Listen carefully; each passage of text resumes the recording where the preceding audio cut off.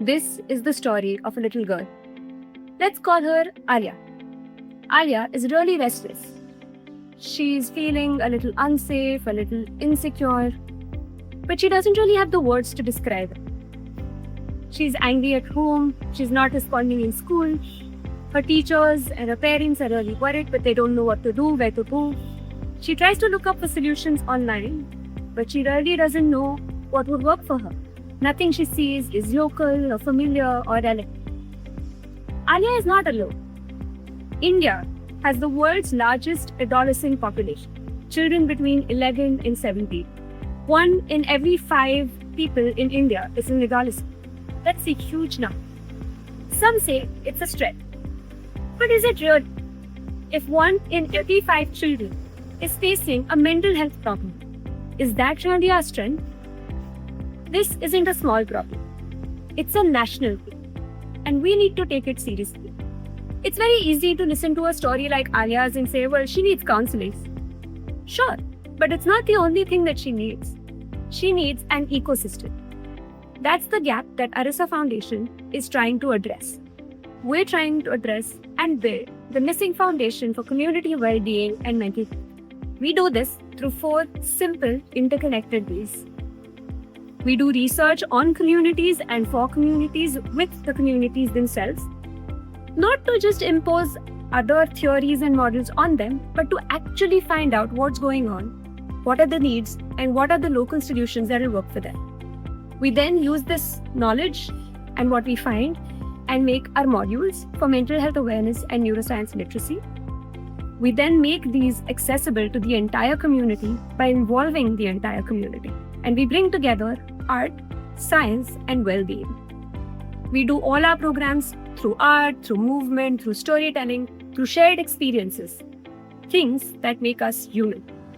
When people ask me, what does Arisa do? It's a really difficult question to answer. Some call us an arts collective, some call us a mental health organization, some say we're a community organization. They're all correct, because solutions can't really fit into one box. Education needs the research. Research needs the community. Community needs science, and science cannot exist without the art and culture that exists in a society. We've already begun this work. In the last 3 years, we've reached over 30,000 people through all our activities. We've hosted 70 events, we've published more than 15 papers in national and international journals about locally relevant, community-led research. We don't look at these as individual achievements.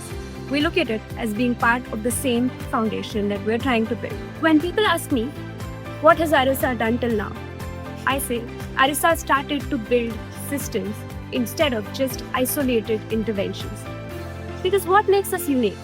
Not just that we have a team of neuroscientists, mental health professionals, psychologists, educators, researchers, artists all working together. What also makes us unique is that we go to the communities and instead of asking, hey, is this the solution for you? We ask them what their need is. We ask them, what can we do to solve this problem? To bring the community together for their well-being. And this leads to community-centered systems as opposed to isolated interventions. And now we're looking for partners to help us do this work. You can help us create safer spaces for children, build capacity in teachers to deal with mental health issues. You can help us create the missing foundation for community well-being. People tell us that Arisa is before its time. We take that as an invitation. Because meaningful change has to start somewhere. Before it's policy, it's practice. Before it's everywhere, it's somewhere. Come help us build the missing foundation for community well-being.